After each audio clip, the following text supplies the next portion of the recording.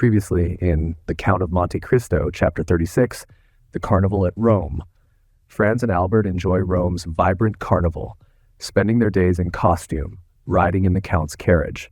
Albert becomes enchanted by a mysterious woman in another carriage and arranges a secret meeting with her, encouraged by Franz. Meanwhile, Franz encounters Countess G, who warns him about the Count's enigmatic wealth and suggests he might be dangerous. As the carnival concludes with a dramatic display of fire lamps, Franz watches alone while Albert sneaks off for his rendezvous. Chapter 37. The Catacombs of Saint Sebastian.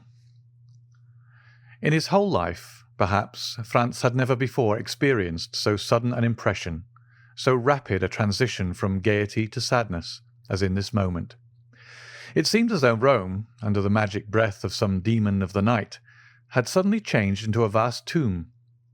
By a chance which added yet more to the intensity of the darkness, the moon, which was on the wane, did not rise until 11 o'clock, and the streets which the young man traversed were plunged in the deepest obscurity.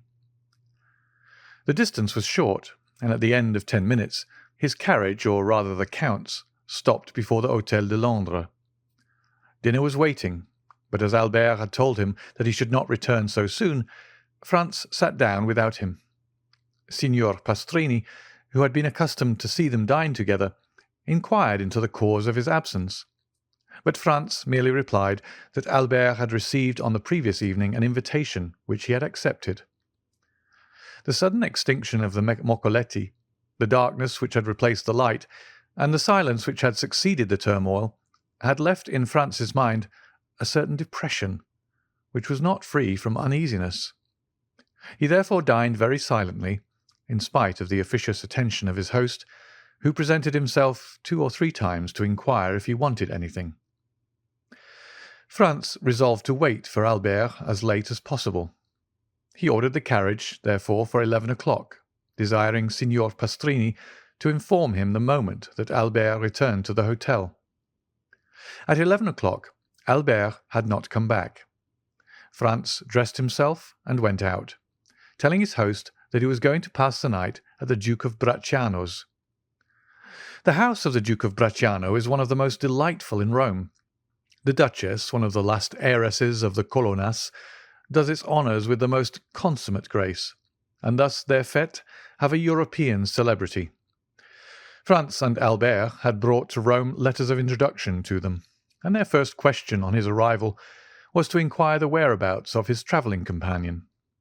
Franz replied that he had left him at the moment they were all about to extinguish the Moccoli, and that he had lost sight of him in the Via Macello.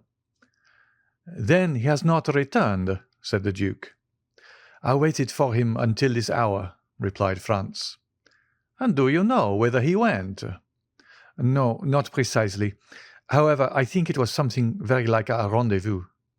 "Diavolo!" said the Duke. "This is a bad day, or rather a bad night, to be out late, is it not, Countess?"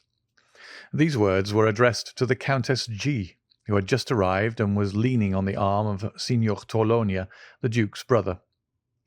"I think, on the contrary, that it is a charming night," replied the Countess. "And those who are here will complain of but one thing, its too rapid flight." "I'm not speaking," said the Duke with a smile, "of the persons who are here.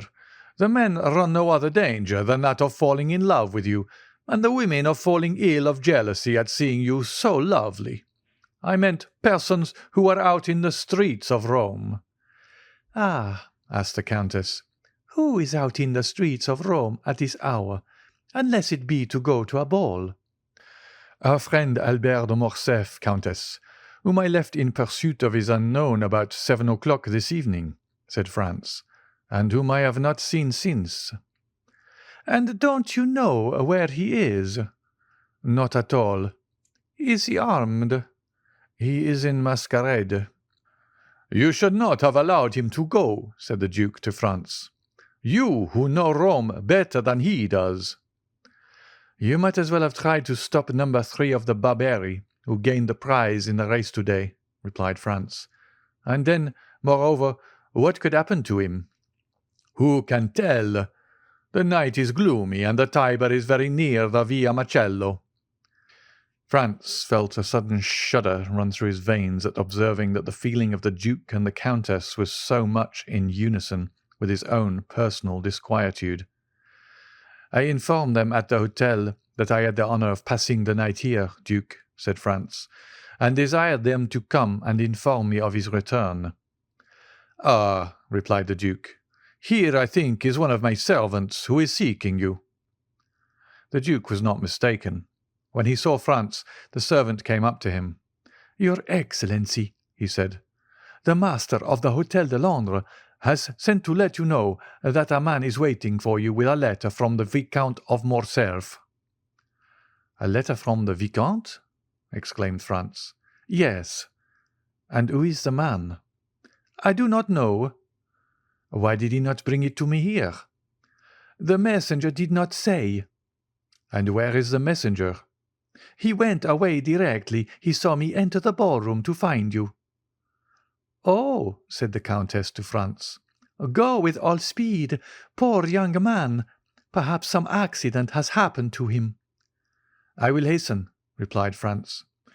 "Shall we see you again to give us any information?" inquired the Countess. "Yes, if it is not any serious affair. Otherwise I cannot answer as to what I may do myself." "Be prudent in any event," said the Countess. "Oh, pray be assured of that." Franz took his hat and went away in haste. He had sent away his carriage with orders for it to fetch him at 2 o'clock.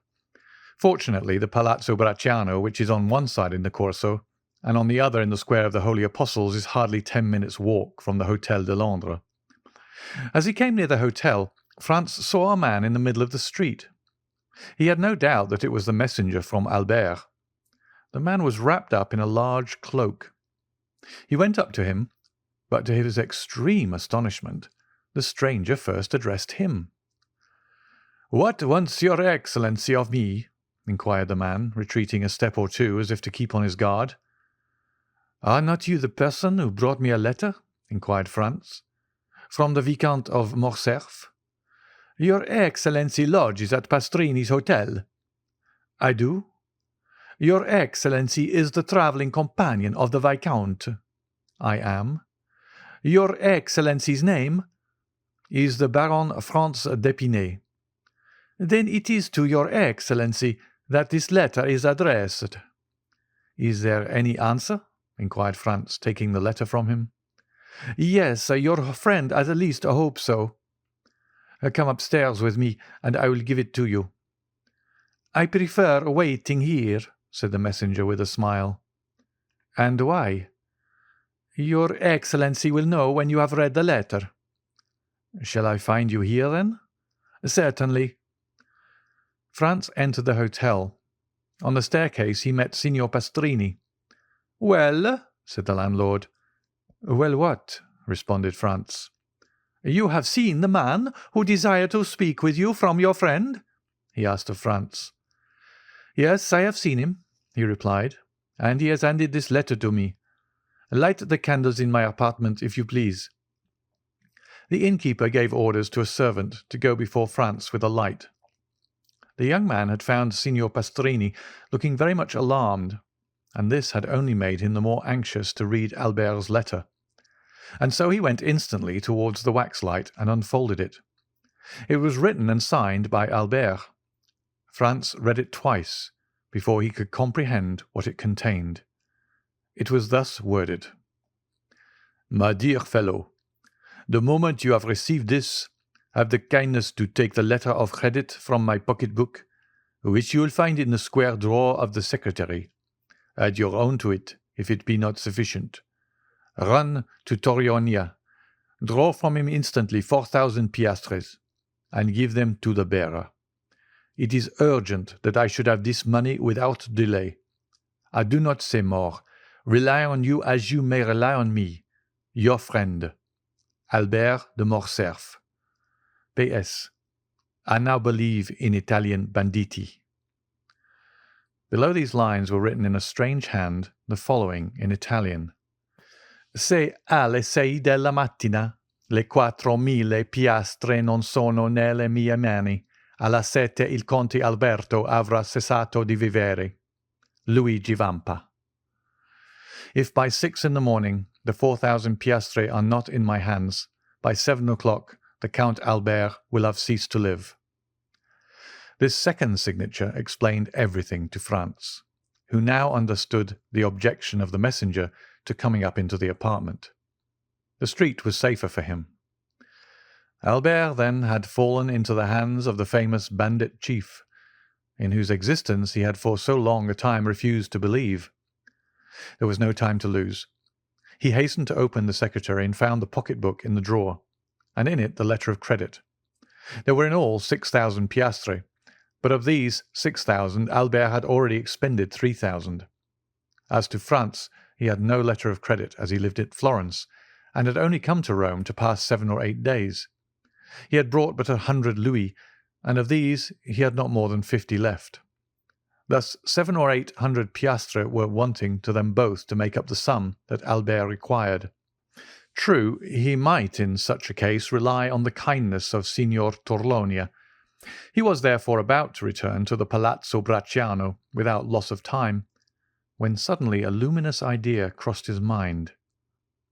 He remembered the Count of Monte Cristo. Franz was about to ring for Signor Pastrini, when that worthy presented himself. "My dear sir," he said hastily, "do you know if the Count is within?" "Yes, your Excellency. He has this moment returned." "Is he in bed?" "I should say no." "Then ring at his door, if you please, and request him to be so kind as to give me an audience." Signor Pastrini did as he was desired, and returning 5 minutes after, he said, "The Count awaits your Excellency." Franz went along the corridor, and a servant introduced him to the Count. He was in a small room which Franz had not yet seen, and which was surrounded with divans. The Count came toward him. "Well, what good wind blows you hither at this hour?" And he, "Have you come to sup with me? It would be very kind of you." "No, I have come to speak to you of a very serious matter." "A serious matter," said the Count, looking at Franz with the earnestness usual to him. "And what may it be?" "Are we alone?" "Yes," replied the Count, going to the door and returning. Franz gave him Albert's letter. "Read that," he said. The Count read it. "Well, well," said he. "Did you see the postscript?" "I did indeed. Se alle 6 della mattina le 4.000 piastre non sono nella miei mani, alla 7 il Conte Alberto avrà cessato di vivere. Luigi Vampa." "What think you of that?" inquired Franz. "Have you the money he demands?" "Yes, all but 800 piastres." The Count went to his secretary, opened it, and pulling out a drawer filled with gold, said to Franz, "I hope you will not offend me by applying to any one but myself." "You see, on the contrary, I come to you first and instantly," replied Franz. "And I thank you. Have what you will." And he made a sign to Franz to take what he pleased. "Is it absolutely necessary, then, to send the money to Luigi Vampa?" asked the young man, looking fixedly in his turn at the Count. "Judge for yourself," replied he. "The postscript is explicit." "I think that if you would take the trouble of reflecting, you could find a way of simplifying the negotiation," said Franz. "How so?" returned the Count with surprise. "If we were to go together to Luigi Vampa, I am sure he would not refuse you Albert's freedom." "What influence can I possibly have over a bandit?" "Have you not just rendered him a service that can never be forgotten?" "What is that?" "Have you not saved Peppino's life?" "Well, well," said the Count. "Who told you that?" "No matter. I know it." The Count knit his brows and remained silent an instant. "And if I went to seek Vampa, would you accompany me?" "If my society would not be disagreeable." "Be it so. It is a lovely night, and a walk without Rome will do us both good." Shall I take any arms? For what purpose? Any money? It is useless. Where is the man who brought the letter? In the street. He awaits the answer? Yes. I must learn where we are going. I will summon him thither. It is useless. He would not come up. To your apartments, perhaps, but he will not make any difficulty at entering mine. The Count went to the window of the apartment that looked onto the street, and whistled in a peculiar manner. The man in the mantle quitted the wall and advanced into the middle of the street. "Salite!" said the Count in the same tone in which he would have given an order to his servant. The messenger obeyed without the least hesitation, but rather with alacrity, and mounting the steps at a bound, entered the hotel. 5 seconds afterwards he was at the door of the room. "Ah, it is you, Peppino," said the Count. But Peppino, instead of answering, threw himself on his knees, seized the Count's hand, and covered it with kisses. "Ah," said the Count, "you have then not forgotten that I saved your life. That is strange, for it is a week ago." "No, Excellency, and never shall I forget it," returned Peppino, with an accent of profound gratitude. "Never? That is a long time. But it is something that you believe, so rise and answer." Peppino glanced anxiously at Franz. "Oh, you may speak before his Excellency," said he. "He is one of my friends. You allow me to give you this title," continued the Count in French. "It is necessary to excite this man's confidence." "You can speak before me," said Franz. "I am a friend of the Count's." "Good," returned Peppino. "I am ready to answer any questions your Excellency may address to me." "How did the Viscount Albert fall into Luigi's hands?" "Excellency, the Frenchman's carriage passed several times, the one in which was Teresa." "The chief's mistress?" "Yes, the Frenchman threw her a bouquet. Teresa returned it, all this with the consent of the chief, who was in the carriage." "What?" cried Franz. "Was Luigi Vampa in the carriage with the Roman peasants?" "It was he who drove it disguised as the coachman," replied Peppino. "Well?" said the Count. "Well, then, the Frenchman took off his mask. Teresa, with the chief's consent, did the same. The Frenchman asked for a rendezvous. Teresa gave him one. Only, instead of Teresa, it was Beppo who was on the steps of the church of San Giacomo." "What?" exclaimed Franz. "The peasant girl who snatched his moccoletto from him?" "Was a lad of 15, replied Peppino. "But it was no disgrace to your friend to have been deceived. Beppo has taken in plenty of others." "And Beppo led him outside the walls?" said the Count. "Exactly so. A carriage was waiting at the end of the Via Marcello. Beppo got in, inviting the Frenchman to follow him, and he did not wait to be asked twice. He gallantly offered the right-hand seat to Beppo and sat by him. Beppo told him he was going to take him to a villa a league from Rome. The Frenchman assured him he would follow him to the end of the world. The coachman went up the Via di Ripetta and the Porta San Paolo, and when they were 200 yards inside, as the Frenchman became somewhat too forward, Beppo put a brace of pistols to his head. The coachman pulled up and did the same.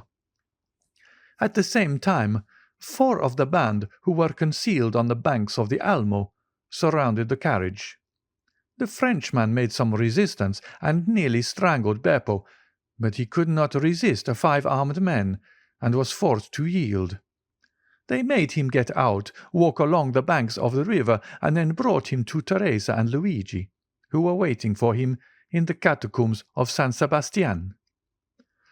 "Well," said the Count, turning towards Franz, "it seems to me that this is a very likely story. What do you say to it?" "Why, that I should think it very amusing," replied Franz, "if it had happened to any one but poor Albert." "And in truth, if you had not found me here," said the Count, "it might have proved a gallant adventure which would have cost your friend dear. But now, be assured, his alarm will be the only serious consequence." "And shall we go and find him?" inquired Franz. "Oh, decidedly, sir. He is in a very picturesque place. Do you know the Catacombs of Saint Sebastian?" "I was never in them, but I have often resolved to visit them." "Well, here is an opportunity made to your hand, and it would be difficult to contrive a better. Have you a carriage?" "No." "That is of no consequence. I always have one ready, day and night." "Always ready?" "Yes, I am a very capricious being, and I should tell you that sometimes when I arise, or after my dinner, or in the middle of the night, I resolve on starting for some particular point, and away I go." The Count rang, and a footman appeared. "Order out the carriage," he said, "and remove the pistols which are in the holsters. You need not awaken the coachman. Ali will drive." In a very short time the noise of the wheels was heard, and the carriage stopped at the door. The Count took out his watch. "12:30, he said. "We might start at 5 o'clock and be in time, but the delay may cause your friend to pass an uneasy night, and therefore we had better go with all speed to extricate him from the hands of the infidels. Are you still resolved to accompany me?" "More determined than ever." "Well, then, come along." Franz and the Count went downstairs, accompanied by Peppino. At the door they found the carriage. Ali was on the box, in whom Franz recognised the dumb slave of the grotto of Monte Cristo. Franz and the Count got into the carriage. Peppino placed himself beside Ali, and they set off at a rapid pace. Ali had received his instructions and went down the Corso, crossed the Campo Vaccino, went up the Strada San Gregorio, and reached the gates of San Sebastian. Then the porter raised some difficulties, but the Count of Monte Cristo produced a permit from the governor of Rome, allowing him to leave or enter the city at any hour of the day or night. The portcullis was therefore raised, the porter had a louis for his trouble, and they went on their way. The road which the carriage now traversed was the ancient Appian Way, and bordered with tombs. From time to time, by the light of the moon which began to rise, Franz imagined that he saw something like a sentinel appear at various points among the ruins, and suddenly retreat into the darkness on a signal from Peppino. A short time before they reached the baths of Caracalla, the carriage stopped. Peppino opened the door, and the Count and Franz alighted. "In 10 minutes," said the Count to his companion, "we shall be there." He then took Peppino aside, gave him an order in a low voice, and Peppino went away, taking with him a torch brought with them in the carriage. 5 minutes elapsed, during which Franz saw the shepherd going along a narrow path that led over the irregular and broken surface of the Campagna, and finally he disappeared in the midst of the tall red herbage, which seemed like the bristling mane of an enormous lion. "Now," said the Count, "let us follow him." Franz and the Count in their turn then advanced along the same path, which, at the distance of 100 paces, led them over a declivity to the bottom of a small valley. They then perceived 2 men conversing in the obscurity. "Ought we to go on?" asked Franz of the Count, "or shall we wait a while?" "Let us go on. Peppino will have warned the sentry of our coming." One of the 2 men was Peppino, and the other a bandit on the lookout. Franz and the Count advanced, and the bandit saluted them. "Your Excellency," said Peppino, addressing the Count, "if you will follow me, the opening of the catacombs is close at hand." "Go on, then," replied the Count. They came to an opening behind a clump of bushes, and in the midst of a pile of rocks by which a man could scarcely pass. Peppino glided first into this crevice. After they got along a few paces, the passage widened. Peppino passed, lighted his torch, and turned to see if they came after him. The Count first reached an open space, and Franz followed him closely. The passageway sloped in a gentle descent, enlarging as they proceeded. Still Franz and the Count were compelled to advance in a stooping posture, and were scarcely able to proceed abreast of one another. They went on 150 paces in this way, and then were stopped by "Who comes there?" At the same time they saw the reflection of a torch on a carbine barrel. "A friend," responded Peppino, and advancing alone towards the sentry, he said a few words to him in a low tone, and then he, like the first, saluted the nocturnal visitors, making a sign that they may proceed. Behind the sentinel was a staircase with 20 steps. Franz and the Count descended these and found themselves in a mortuary chamber. 5 corridors diverged like the rays of a star, and the walls, dug into niche, which were arranged one above the other in the shape of coffins, showed that they were at last in the catacombs. Down one of the corridors, whose extent it was impossible to determine, rays of light were visible. The Count laid his hand on Franz's shoulder. "Would you like to see a camp of bandits in repose?" he inquired. "Exceedingly," replied Franz. "Come with me, then, Peppino. Put out the torch." Peppino obeyed, and Franz and the Count were in utter darkness, except that 50 paces in advance of them, a reddish glare, more evident since Peppino had put out his torch, was visible along the wall. They advanced silently, the Count guiding Franz as if he had the singular faculty of seeing in the dark. Franz himself, however, saw his way more plainly in proportion as he went on towards the light, which served in some manner as a guide. 3 arcades were before them, and the middle one was used as a door.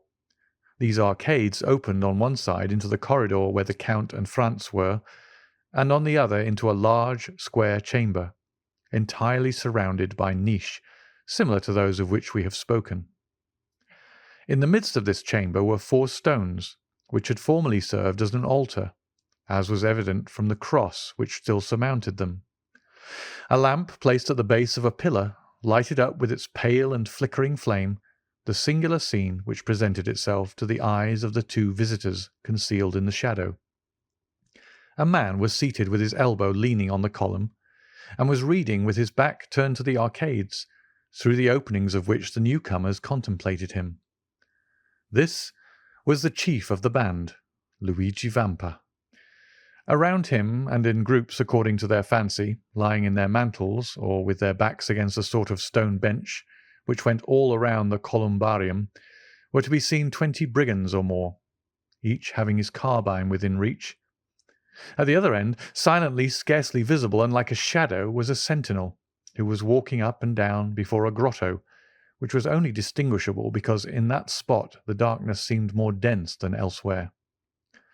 When the Count thought Franz had gazed sufficiently on this picturesque tableau, he raised his finger to his lips to warn him to be silent, and, ascending the 3 steps which led to the corridor of the columbarium, entered the chamber by the middle arcade, and advanced towards Vampa, who was so intent on the book before him that he did not hear the noise of his footsteps. "Who comes there?" cried the sentinel, who was less abstracted, and who saw by the lamplight a shadow approaching his chief. At this challenge, Vampa rose quickly, drawing at the same moment a pistol from his girdle. In a moment all the bandits were on their feet, and 20 carbines were levelled at the Count. "Well," said he in a voice perfectly calm, and no muscle of his countenance disturbed. "Well, my dear Vampa, it appears to me that you receive a friend with a great deal of ceremony." "Ground arms!" exclaimed the chief, with an imperative sign of the hand, while with the other he took off his hat respectfully. Then turning to the singular personage who had caused this scene, he said, "Your pardon, your Excellency, but I was so far from expecting the honour of a visit that I did not really recognize you." "It seems that your memory is equally short in everything, Vampa," said the Count, "and that not only do you forget people's faces, but also the conditions you make with them." "What conditions have I forgotten, your Excellency?" inquired the bandit, with the air of a man who, having committed an error, is anxious to repair it. "Was it not agreed," asked the Count, "that not only my person, but also that of my friends, should be respected by you?" "And how have I broken that treaty, your Excellency?" "You have this evening carried off and conveyed hither the Vicomte Albert de Morcerf, "Well," continued the Count in a tone that made Franz shudder, "this young gentleman is one of my friends. This young gentleman lodges in the same hotel as myself. This young gentleman has been up and down the Corso for 8 hours in my private carriage, and yet, I repeat to you, you have carried him off and conveyed him hither, and," added the Count, taking the letter from his pocket, "you have set a ransom on him, as if he were an utter stranger." "Why did you not tell me all this, you?" inquired the brigand chief, turning towards his men, who all retreated before his look. "Have you caused me thus to fall in my word towards a gentleman like the Count, who has all our lives in his hands? By heavens, if I thought one of you knew that the young gentleman was the friend of his Excellency, I would blow his brains out with my own hand." "Well," said the Count, turning towards Franz, "I told you there was some mistake in this." "Are you not alone?" asked Vampa with uneasiness. "I am with the person to whom this letter was addressed, and to whom I desired to prove that Luigi Vampa was a man of his word.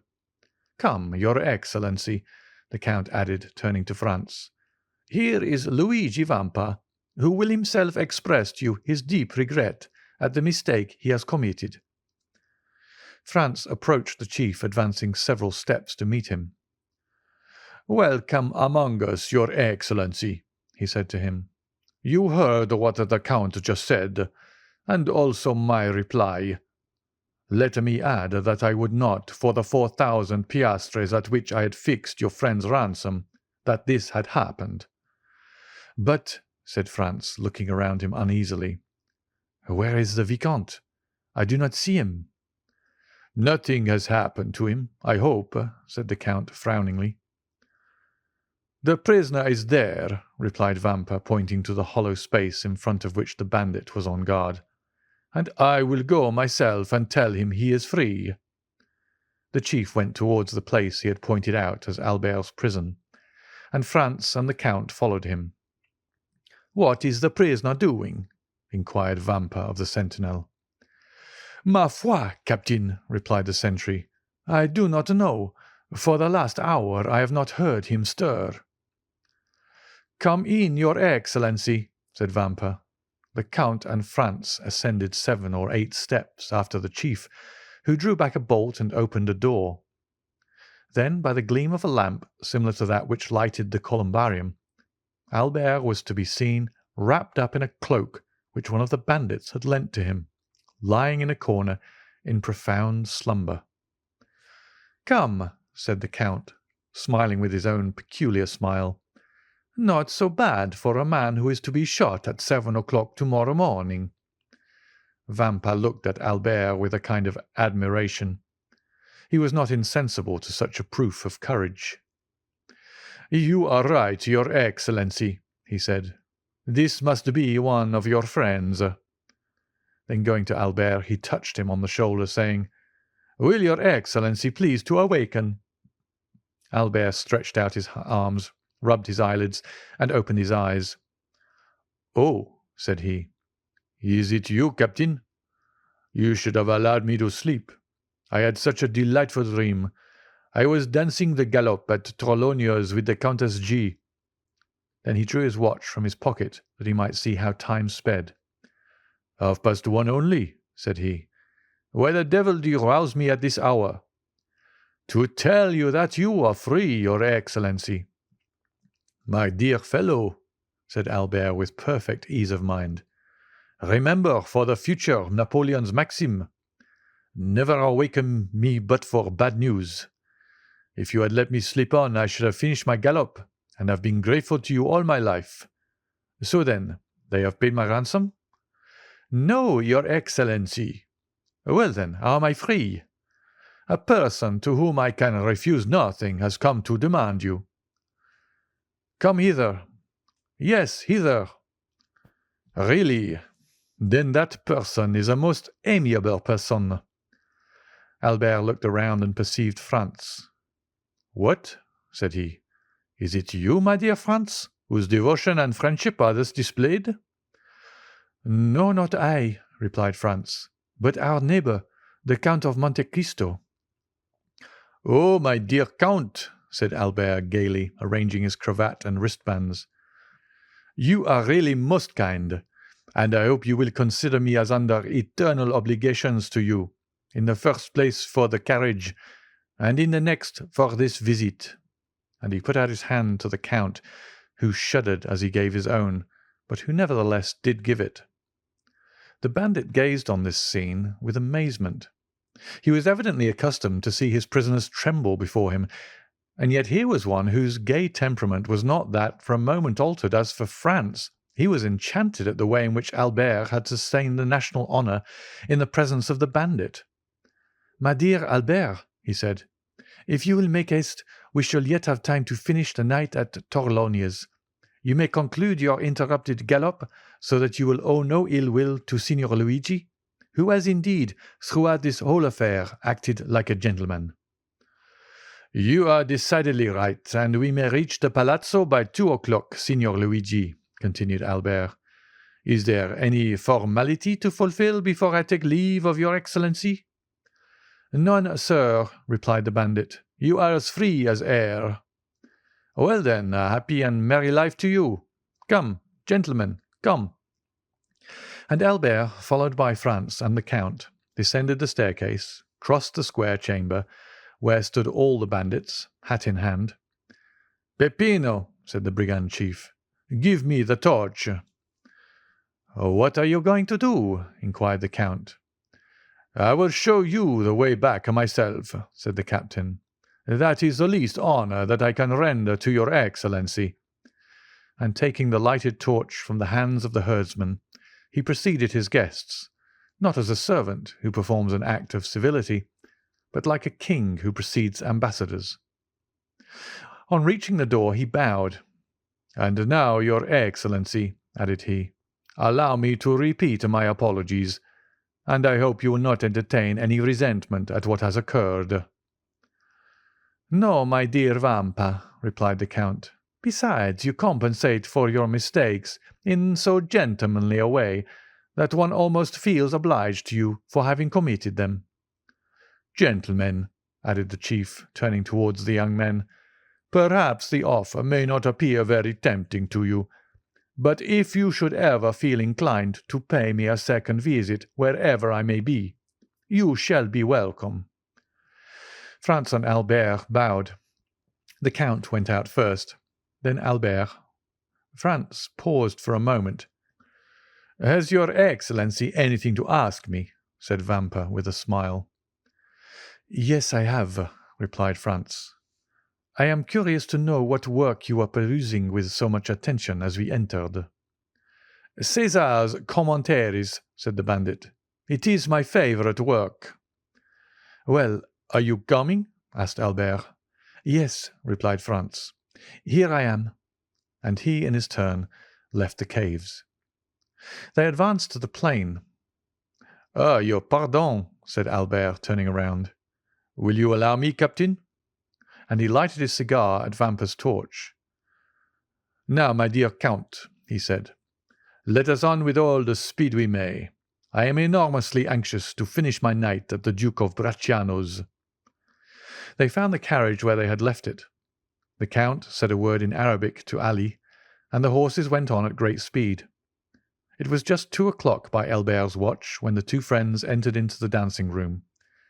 Their return was quite an event, but as they entered together, all uneasiness on Albert's account ceased instantly. "Madame," said the Viscount of Morcerf, advancing towards the Countess, "yesterday you were so condescending as to promise me a gallop. I am rather late in claiming this gracious promise, but here is my friend, whose character for veracity you will know, and he will assure you the delay arose from no fault of mine." And as at this moment the orchestra gave the signal for the waltz, Albert put his arm round the waist of the Countess and disappeared with her in the whirl of dancers. In the meanwhile Franz was considering the singular shudder that had passed over the Count of Monte Cristo at the moment when he had been in some sort forced to give his hand to Albert. End of chapter 37.